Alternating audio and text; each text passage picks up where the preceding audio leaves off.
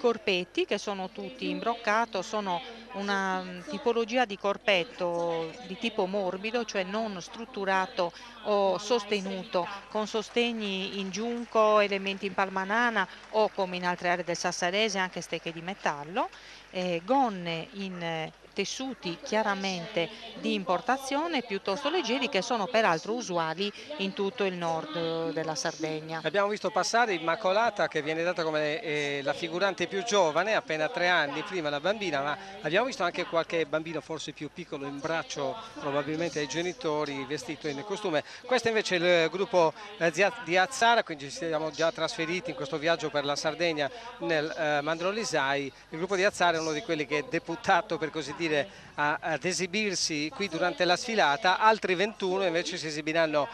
questa sera, ricordiamo, non più all'anfiteatro, quest'anno off limits per problemi di inagibilità, ma in piazza Vittorio Emanuele a partire dalle 21. Il gruppo di Azzara dovrebbe eseguire Sadanza con Giovanni De Melas all'organetto ad accompagnare appunto i ballerini, e noi naturalmente andiamo subito a goderci questo ballo.